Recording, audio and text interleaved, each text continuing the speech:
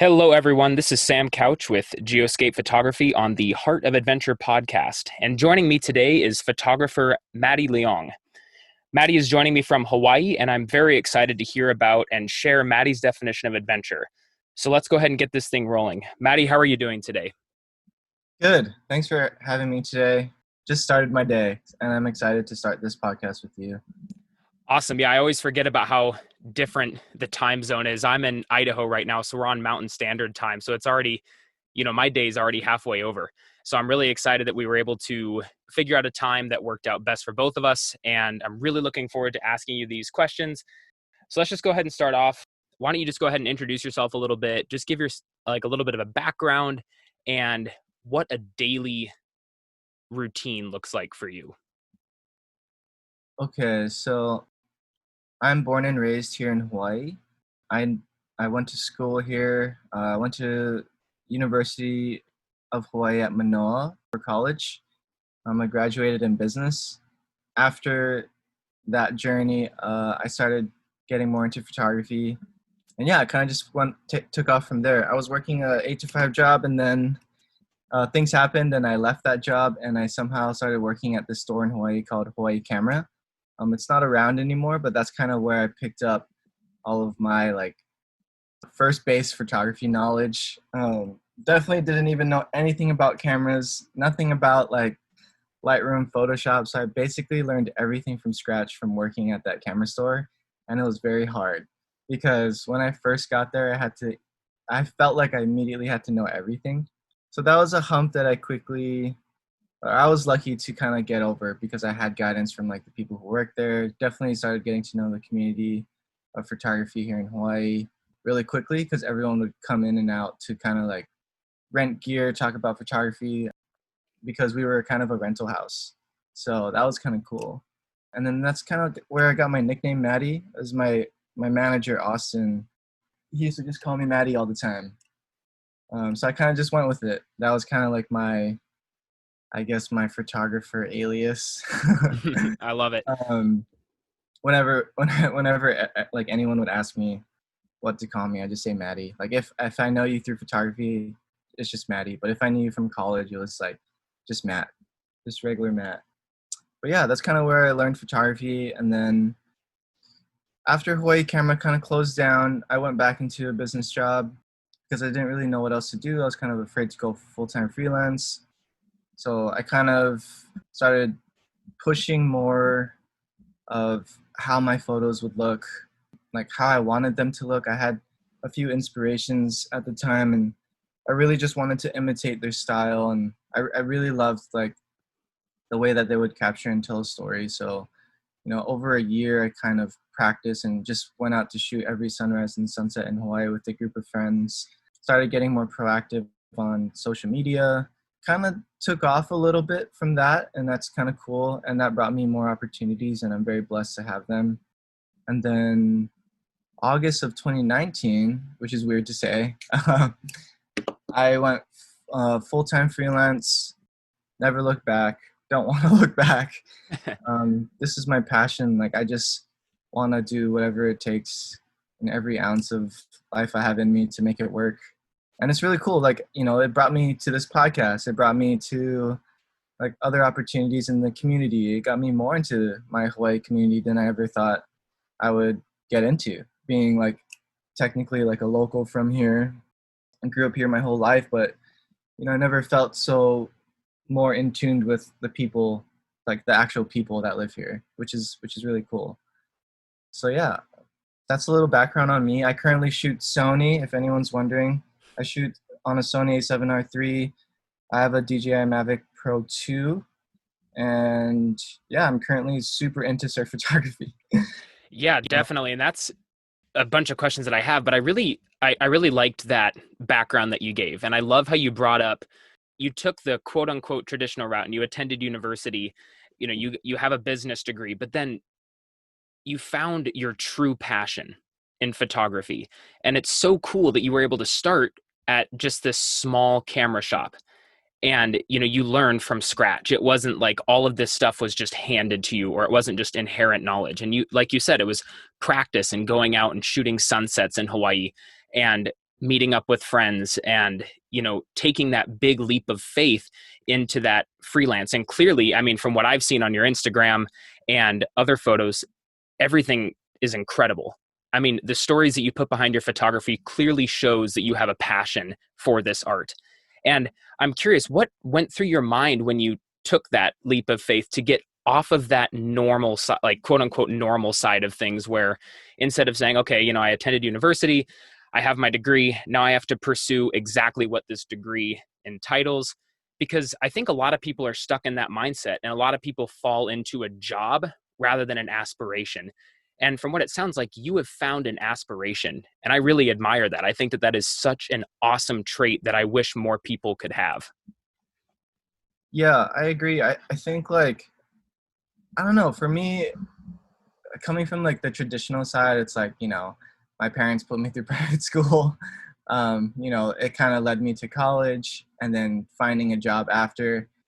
I didn't pick up photography until I was like 8 months into my like job I thought I would be at kind of forever.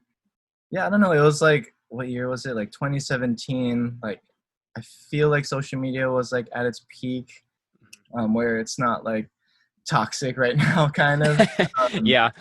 I My inspirations at the time were Rory Kramer and I know Langer. I think he's kind of a local here, and Rory like kind of does stuff with the chain smokers, or used to before COVID.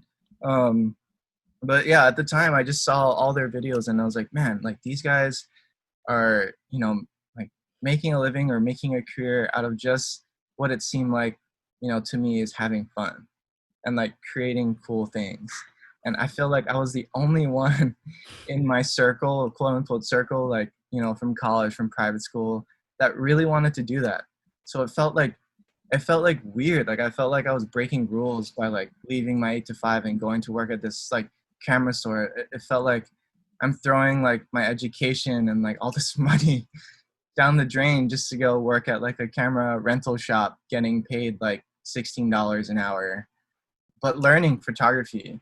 So it was kind of just like a battle. It's definitely not an easy thing to do. I'm gonna just tell whoever is listening like that it's not easy if you have grown up in a quote unquote traditional like family, I guess, where that is kind of like the route that you take. But yeah, definitely had to battle through some insecurities, some anxieties, some pressure. I had my parents asking me at the time, like, are you sure you want to do this? Is this something that you want to do for a long time? Like photography, like creative people, it's really hard to do it full time. And so that was kind of my battle. So, I would definitely juggle all the time, from working at this camera store to going back to a real job to pursuing freelance full time, while on top of that, like learning the basics of photography at this camera store, where I felt like I had to talk to people who had been in it for like 5 to 10 plus years. I had to basically Google search while I was at the desk at the camera store to know the answer, or just start playing with cameras between like, when people would come visit and drop off gear and stuff like that. So it's definitely been a pretty fast-paced journey, I think, because like you said, you feel like you love my work, and it's like I worked at that camera store when I was 22, and I'm 25 now, so it's only been 3 years since I knew nothing and went to YouTube University to learn about cameras and different types of cameras and Lightroom and like Premiere Pro, and I didn't even have a camera at the time. So, after being at that camera store, I chose Sony because I felt like Sony was the best fit for the person that I am. And then that's when the Sony train started happening. Mhm. So I felt like I beat everybody who wanted Sony. People want Sony because it's hype, but I chose it because of the ergonomics of the camera. I definitely love the screen in the back that makes me like see what I'm shooting in real time. But aside from that, yeah, it's definitely been a journey. I've definitely had to, go over some hurdles along the way to get to where I am. And now I feel like now I feel pretty confident. I feel like there's only a few things that I really want to master now. And I feel like that would kind of put me over, I guess, kind of like it'll put me in a different level than kind of where I am right now, and that's kind of where I want to get. But freelance is freelance, man. It's like unless you have retainer clients every month, like you're still trying and hustling for every job. But for me personally, it's kind of fun.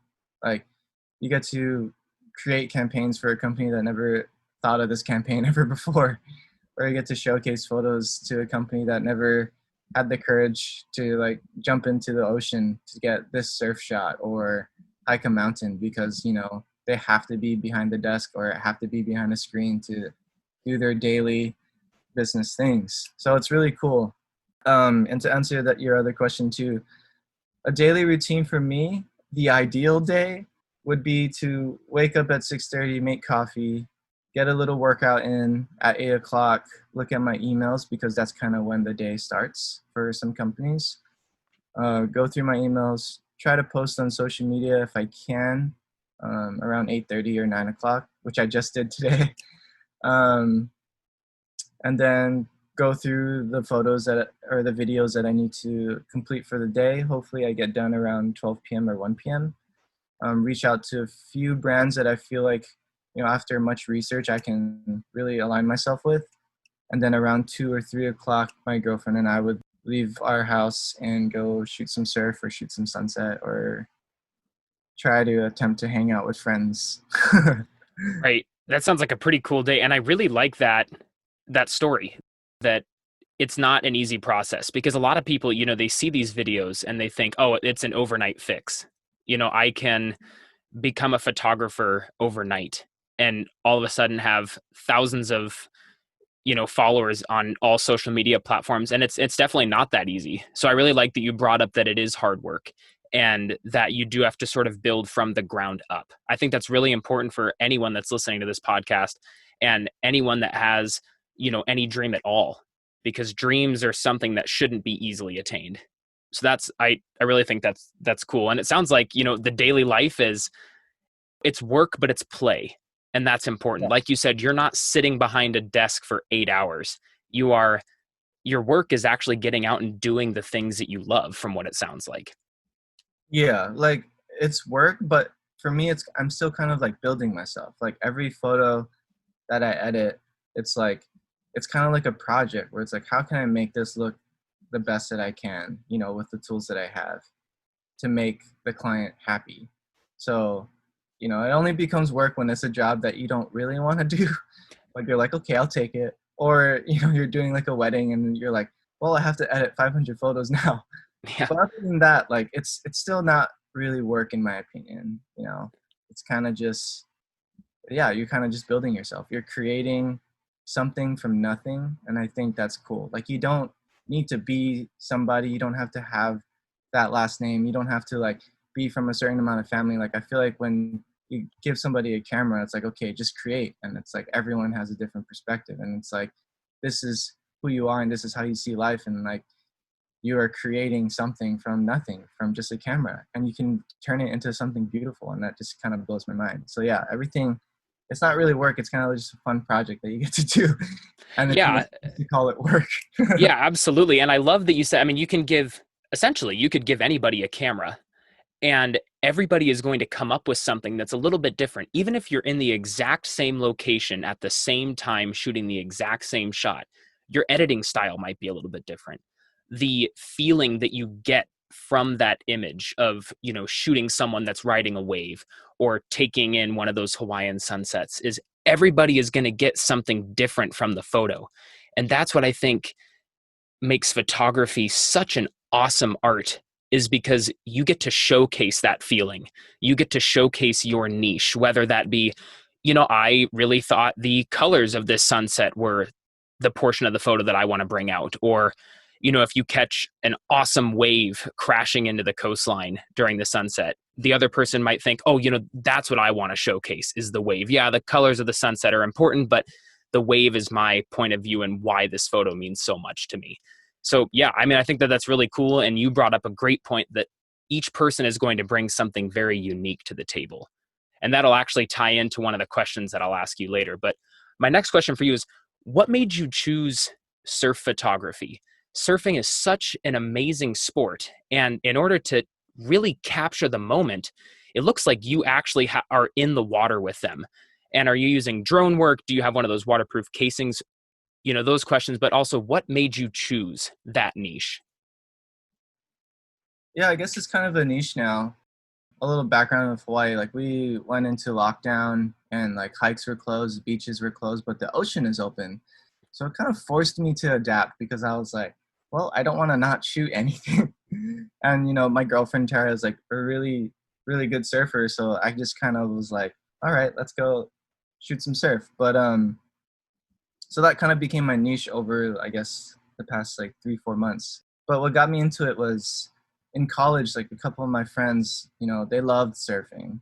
And we used to go to the beach after classes in college, or we would skip class to go to the beach because the waves were so good. And we would just surf.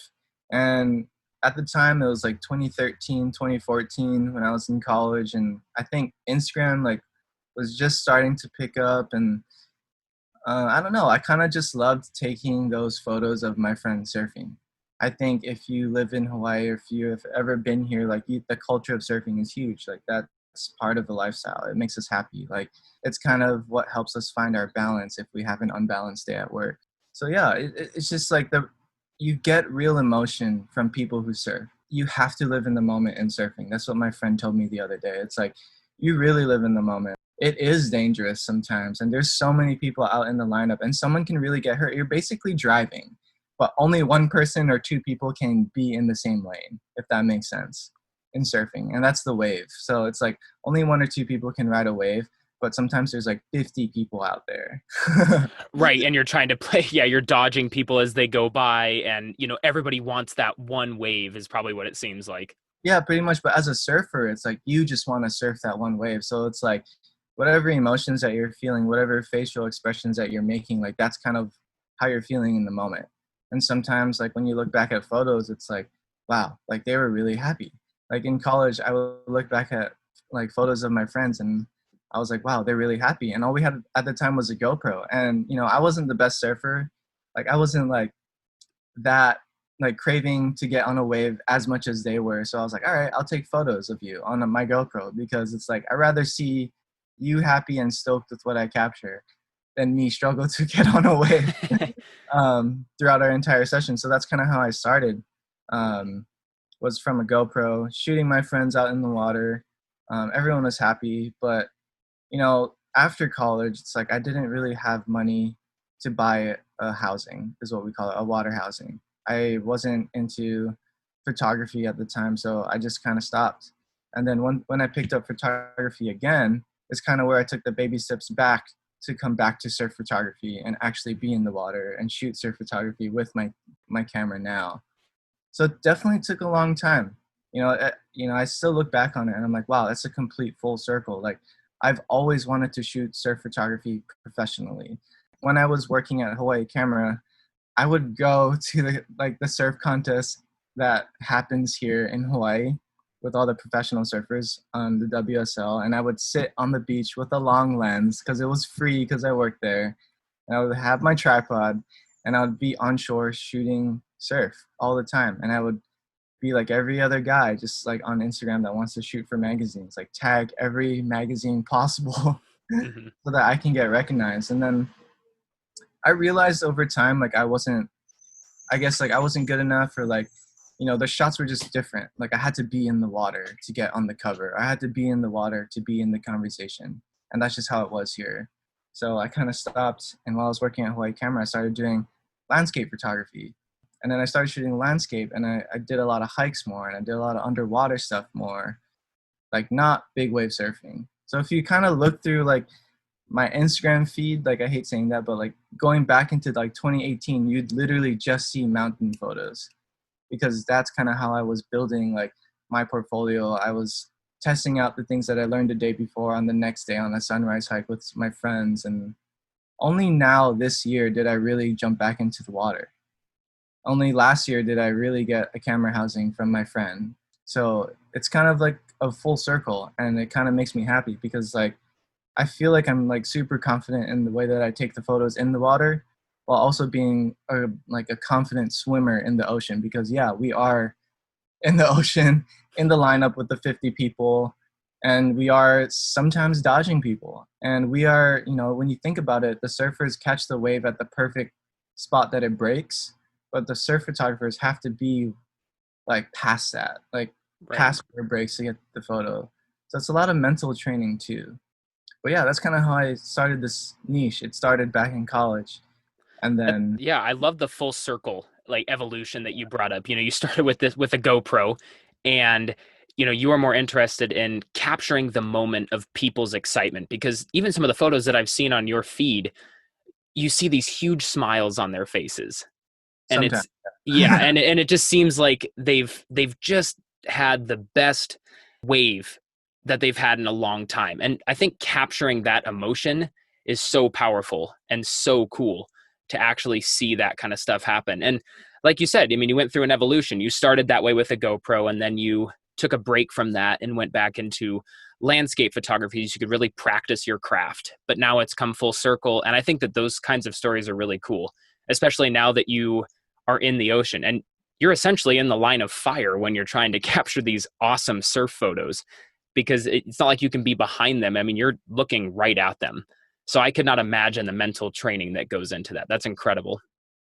Yeah, I feel like sometimes I like there's this one like caption that I read on Instagram from Paul Nicken. He's like a Nat Geo photographer. He said that when you're like capturing stuff in the ocean, you sometimes forget like where you are because like you're just so stoked on like capturing the perfect moment.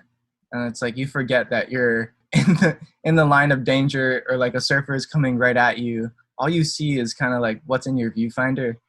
And for me, that happens all the time. I I almost run into some surfers, and it's really dangerous because they're going like 20, 30 miles per hour.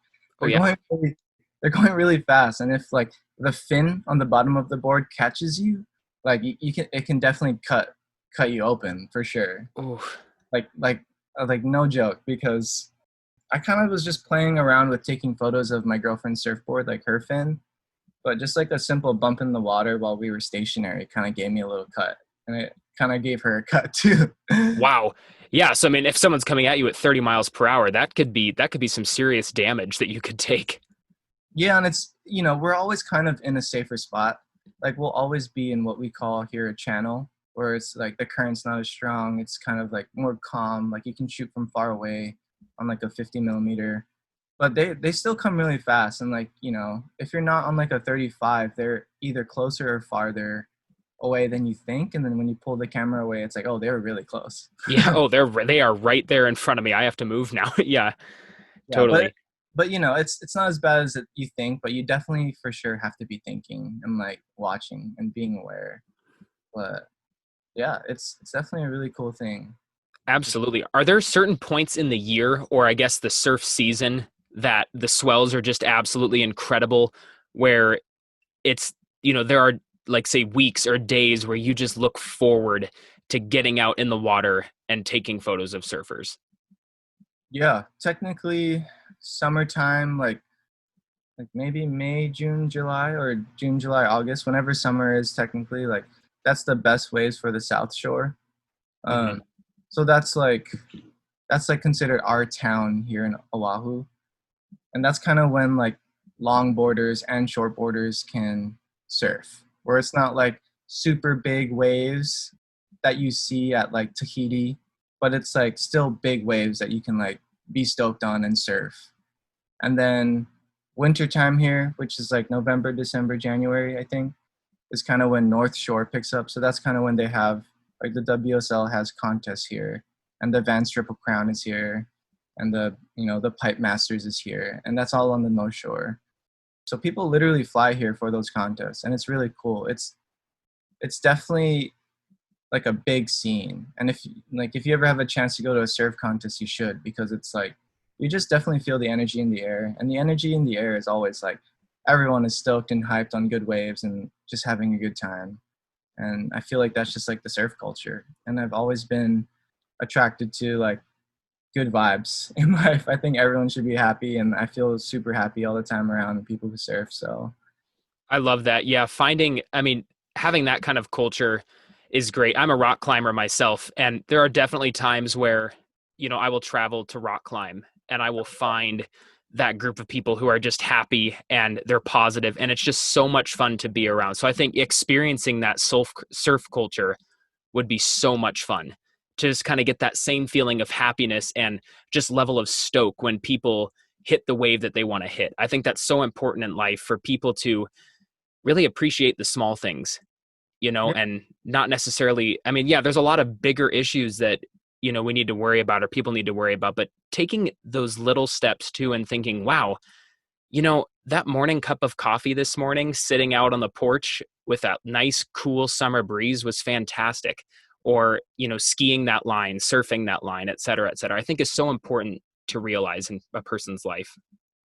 yeah. I mean, I've only been to like California on a road trip once, and I've been to Yosemite and Joshua Tree. And when we were at those places, that's kind of what I felt when I met people who rock climbed or like bouldered or whatever you call it. Like it's kind of like surfing. Like it allows you to just like be in the moment and like really figure out what your next move is, and then you kind of appreciate it when you're at the top or when you fall down or.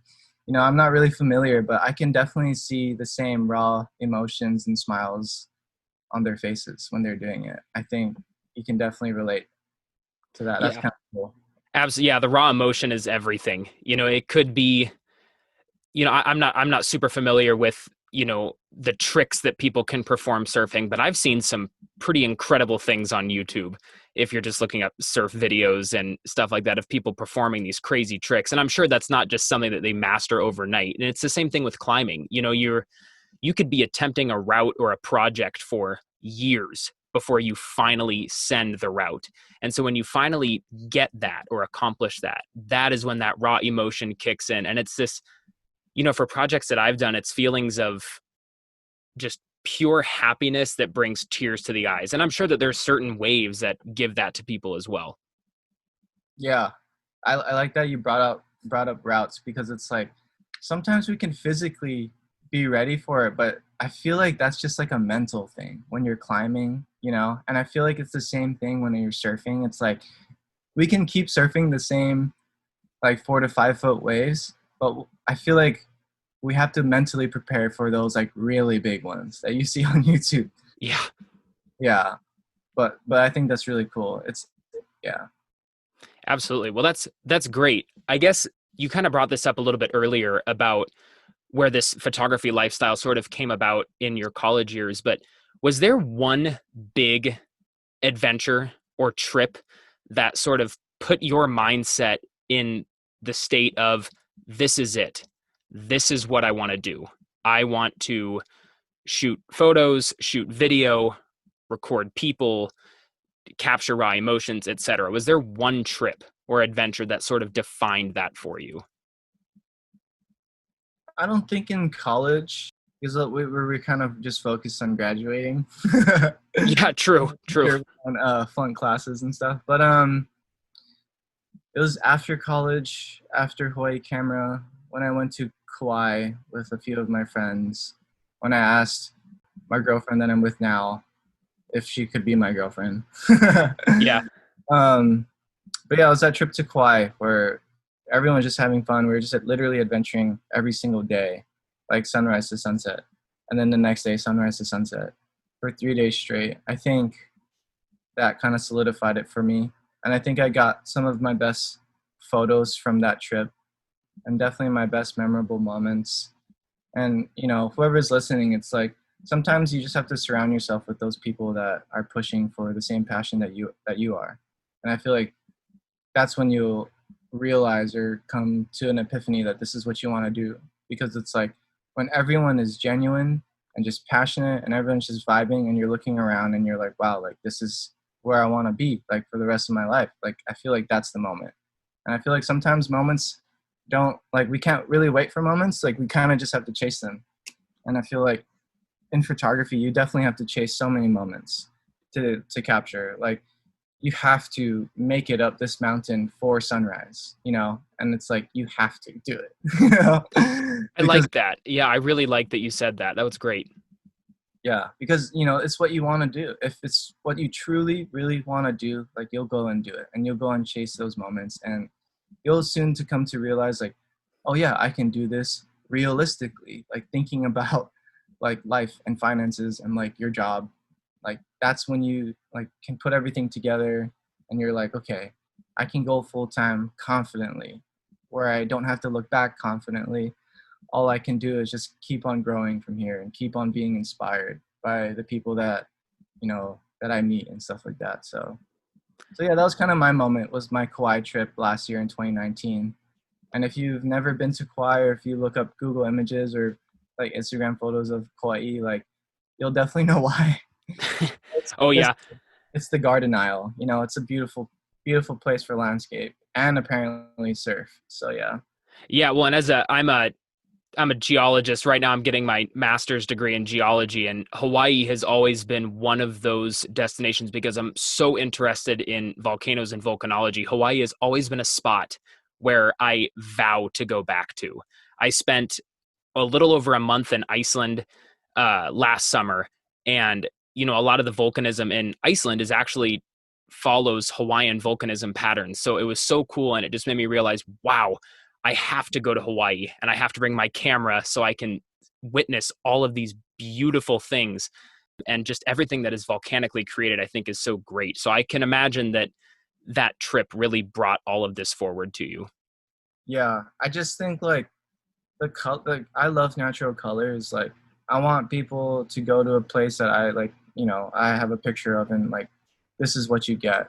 So, Kauai is like, it's just beautiful. Like I don't even, sometimes photos don't like do a place justice, and I'm like, I don't even want to take a photo of this place. I feel like I'm like disrespecting what I'm seeing right now. It's so beautiful in the eye. Why take it through a lens? Yeah.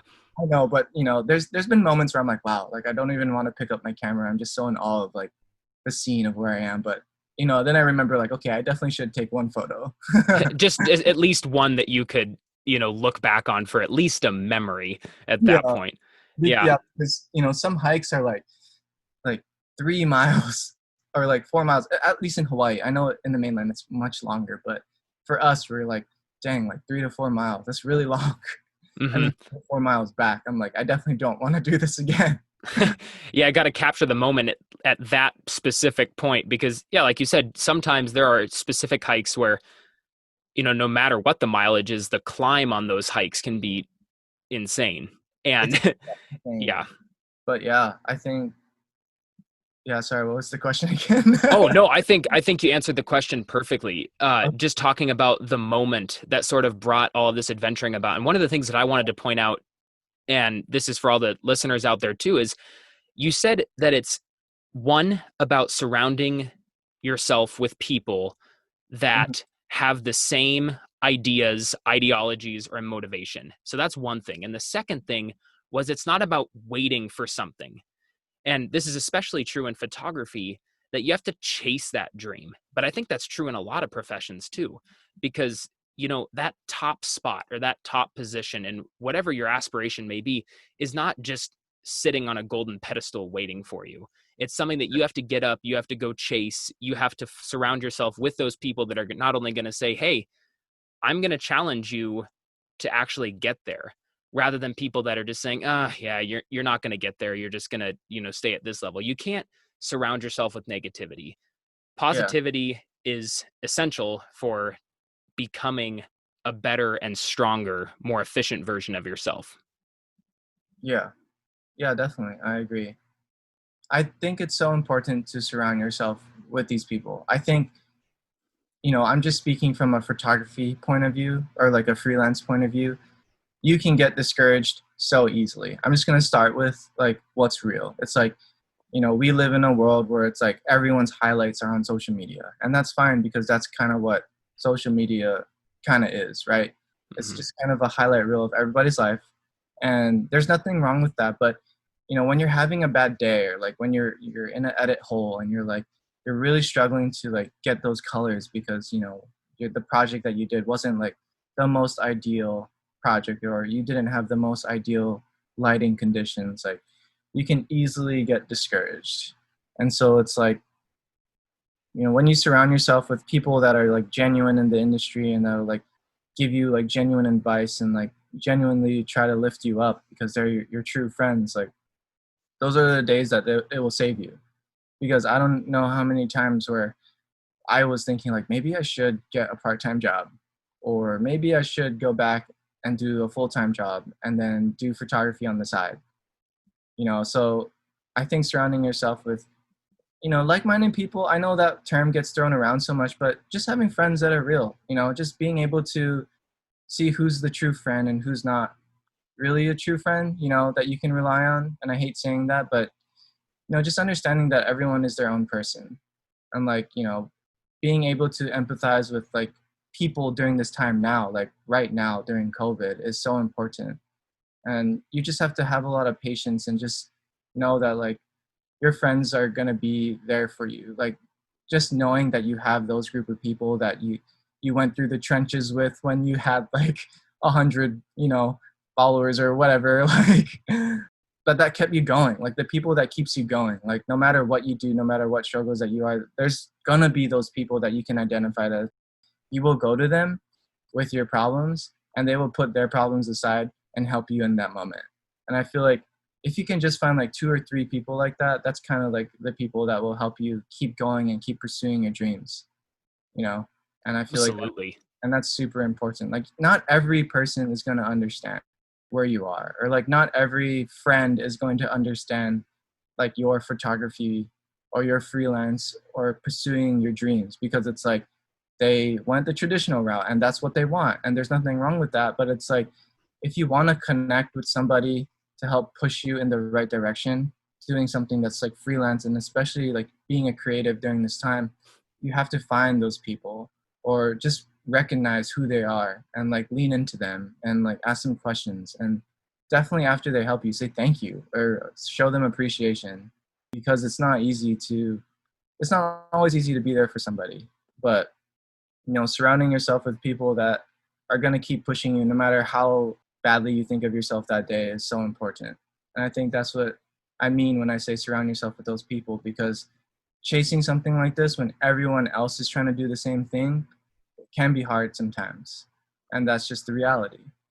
So it's not about being the best or being put on a pedestal. It's just kind of like, what kind of photographer or artist do you want to be? Thinking about doing this for the next 20 years, like what kind of work do you want to keep pushing out or publishing or creating? And how can I get better every single time?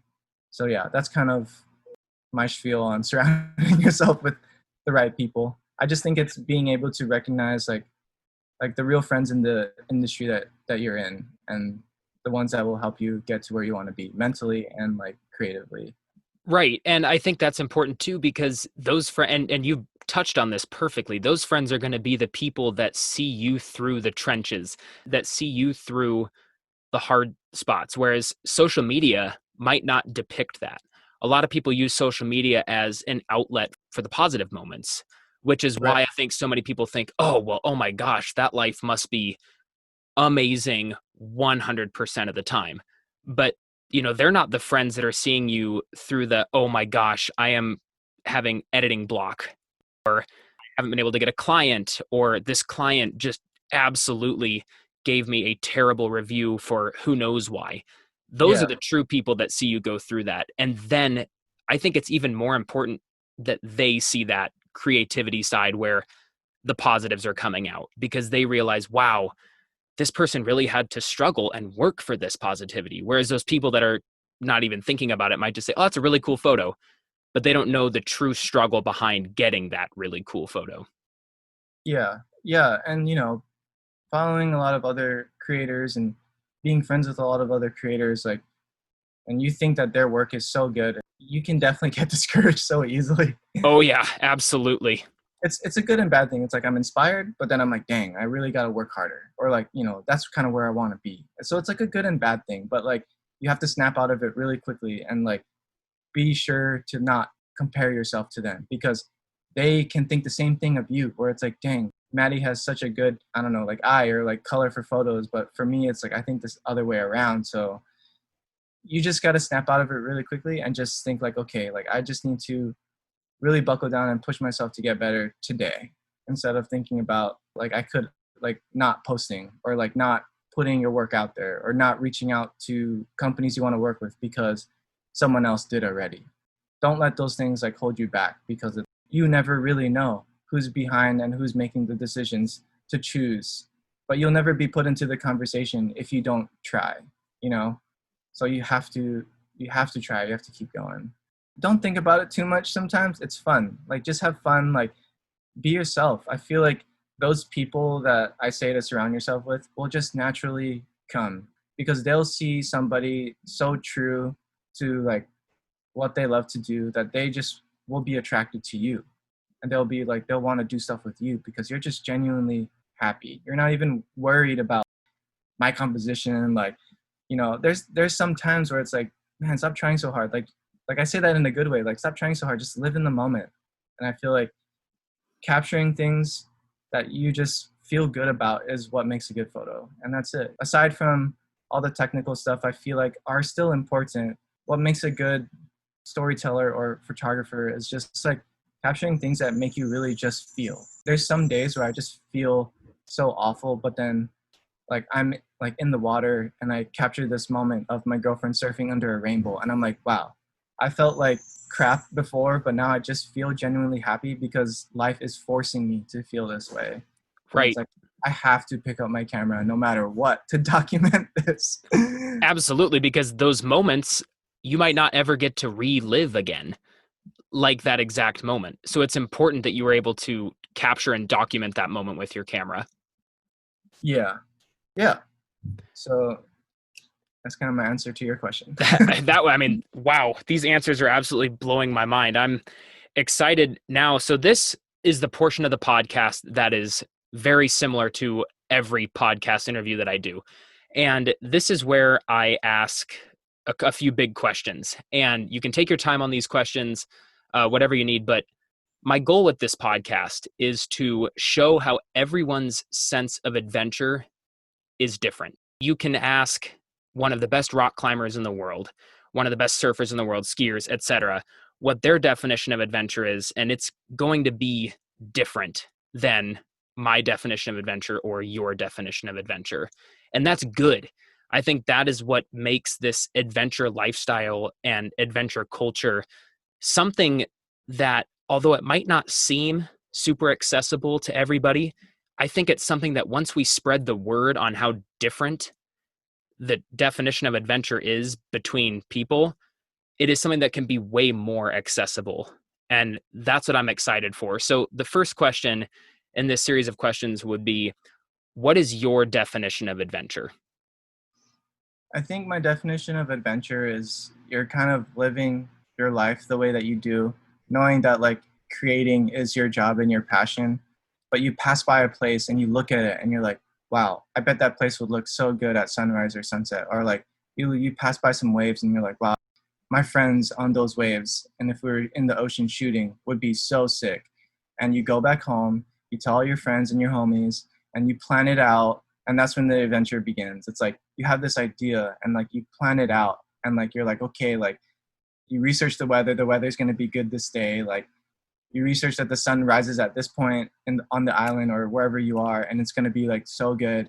And then you go out there and you go adventure to a place that you've never been before, or like you've been before but you haven't been like, you know, all the way in the valley or like all the way down to the coast. And you go out there with a bunch of your friends not knowing what to expect, and you come out and you score just like the sickest photos and the sickest moments, and you just have like fun doing it. I think that's kind of what adventure is to me. Right. Yeah, just living in the moment and taking advantage of what is essentially in your backyard. Yeah, and not being afraid to be like, oh, I wonder if we can like actually go there with a 4x4, and then just doing it. I think, and then yeah, just doing it. That's great. I love that. Yeah, great answer. I feel like it's like kind of the same thing for people who rock climb. You're like, you see a rock and you're like, damn, I bet I could climb that for sunrise. And then you go and do it, and you're like, wow, that was sick. And that's kind of what adventure is, you know? Right, exactly. And just feeling the moment and reliving yourself through every single movement. Or, you know, there were some routes that I did up in Canada where I felt that way. And my fiance and she and I went to kind of this isolated crag, and we both said, oh my gosh, that is the most beautiful piece of granite that we have seen. And it's just kind of out. I mean, it's a labeled rock climbing area, but Mhm. not a lot of people go. And that is still to this day one of our favorite trips. And we've climbed, in so many different spots in the US. We have other climbing trips coming up, but there's always that one that we can think back to where we just felt good and everything just felt right. And just reliving it through pictures or videos that I took is just so important. So I love that, you've really expressed just living it up. And especially if it's in, like, it's right out your front door. If it's right out your front door, oh my gosh, that's accessible. You can get to it. And I think that that's really cool. Yeah, and there's no wrong way of defining what adventure is, but I think for me that's kind of what true adventure is like going into the unknown, not knowing what to expect, but coming out with just such fun memories that you can look back on. But of course, like every time I go outside is an adventure for me. So Right. Hey, that's a good way to live your life. I think that's awesome. yeah. But like true adventure, like just it would be just sending it somewhere that you don't even know, but it's safe enough to be there. Right. Absolutely. And just experiencing it as it comes. Yeah, calculated risk for sure. That's how you stay safe when you're outside hiking. Absolutely. That's a perfect way to describe it. Calculated risks. Yeah, Well, being able to recognize your limits for sure. I've definitely turned around on some hikes because I was like, nope, I'm not. absolutely. Oh yeah. That's a must for certain hikes, especially. But okay, so now for the second question that I have is, we are in a changing world in many circumstances. Currently we're living through a pandemic which has reshaped a lot of lives in many, many different ways and many different aspects that would take a whole nother podcast series to explain. But what would you advocate for people that are or that consider themselves adventurers in this ever changing world, whether it be through living with the pandemic and how that impacts exploration or adventuring, or with how the climate is changing and how we as humans have this responsibility to make sure that we're not trashing the earth and we're keeping the earth a healthy and accessible place for all? What would you advocate to current and future adventurers? I think for me, it's like, I'm from an island, so everywhere I go is foreign, technically. True. It's like, I don't, like, not foreign, but, I've never been there. I didn't grow up there. I don't have family there. Like, I've never been there. So, I think it's just being able to be aware of, like, the communities there of where you're going or the culture that's there. And I think a lot of people, like, I'm not trying to call out others, but like I think a lot of people miss that when they come here. It's like, they think that this like Hawaii is like a tropical vacation Hmm. place, but you have to also realize it's like a home where like kids grew up and like, you know like we have like, ancestors here, just like Native Hawaiian people who've lived here for so long here, or people that just care about like what Hawaii used to look like before, like, just all these buildings and like businesses started showing up. And there's nothing wrong with that, but we do have to recognize like the culture here and the community and like what we're trying to do here. And I feel like when people are venturing out to different places, especially to different countries, I think you have to put yourself in that mindset. It's like, okay, like I'm going to this waterfall. Like, is it okay for me to be here? Or is it a sacred place? Or like, I'm packing so many things in my backpack to go on this hike, like making sure that, whatever is compostable, it is okay to throw out there. But like bringing back things that could ruin the environment back with you, I think it's just being aware, taking your time to do the research, the non-fun planning things to just like really learn like where I'm going or what I'm going to be doing there or the culture that I'm like jumping into as I'm like spending like 7 to 10 days there taking photos.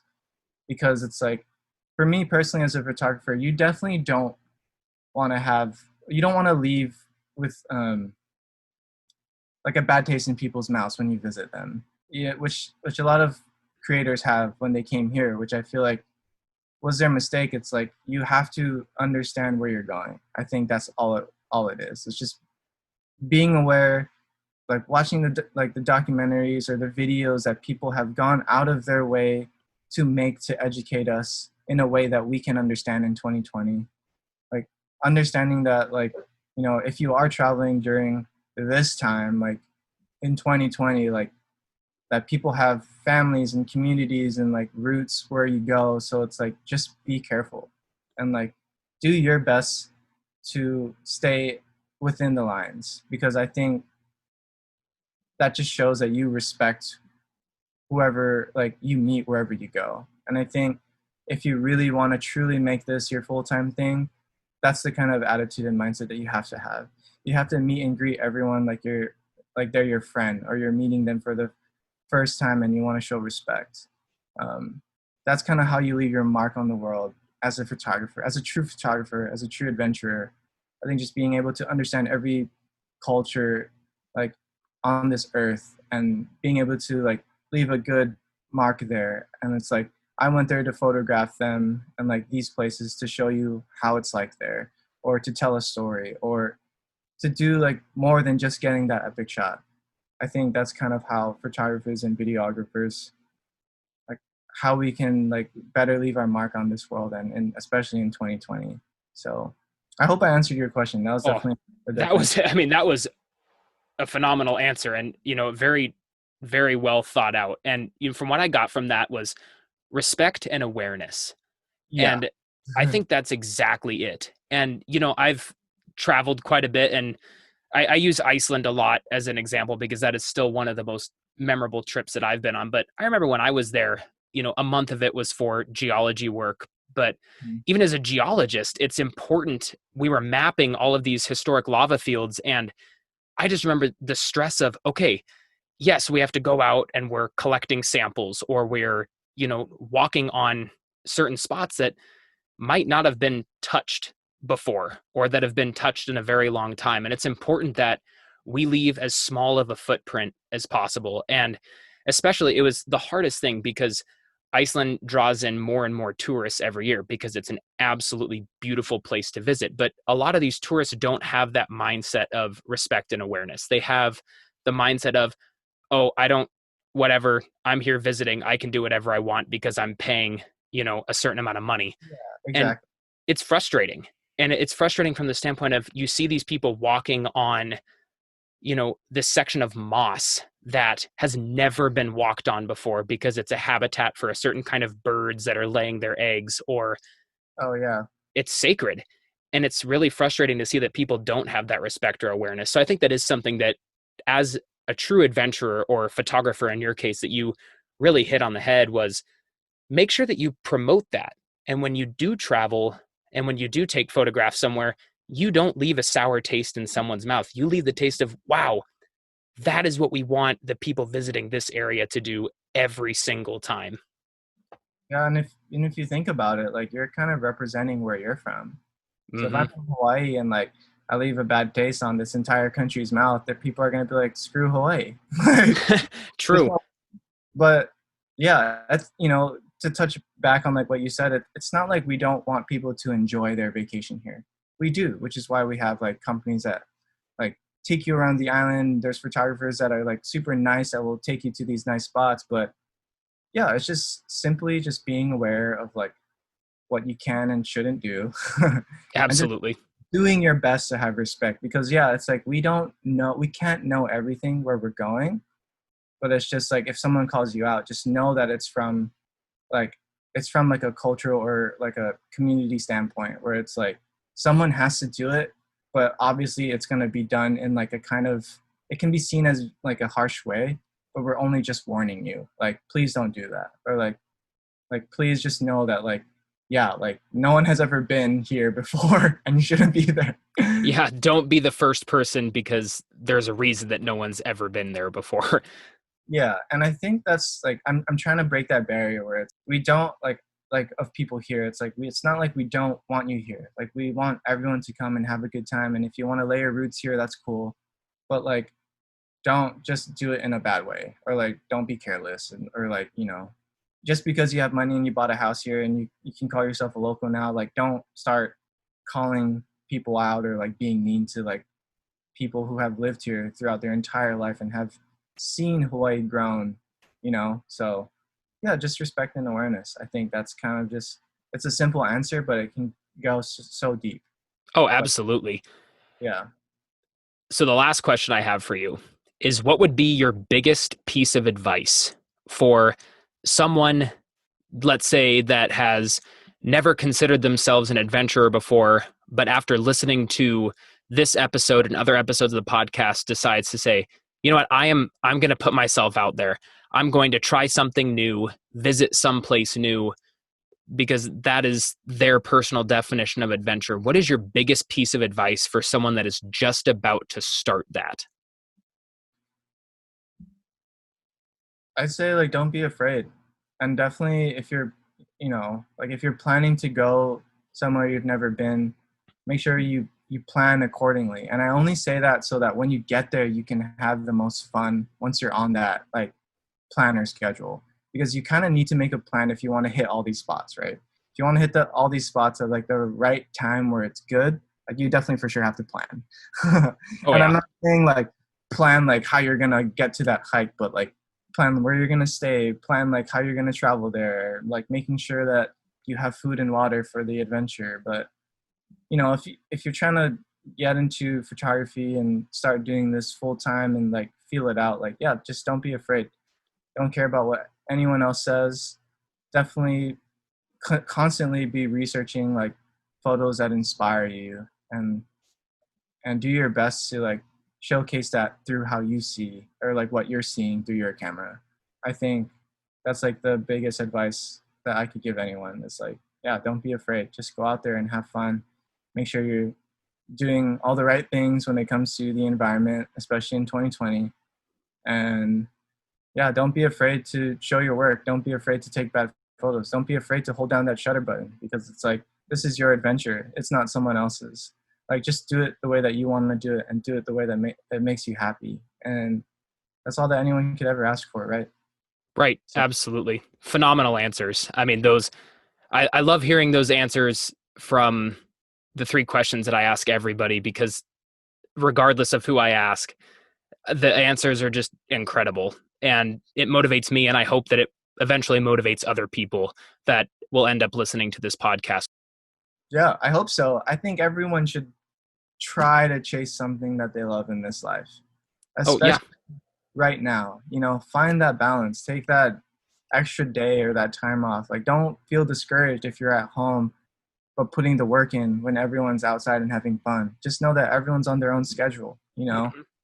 And when it happens, like when you get to meet up with your friends, like that's when it all works out, and that's when you have fun. So yeah, just don't think about it too much sometimes. Absolutely. Well, thank you so much for joining me on this podcast today. It's been awesome having you. And I've been really I've been so intrigued with the answers that you gave out today. And I think it's going to help motivate so many people. At least that's the hope. Yeah, thanks for having me. It was super fun. Another fantastic guest and more storytelling on the definition of adventure. We'll be back on the next episode of the Heart of Adventure podcast. I look forward to you all tuning in again next time. Thanks.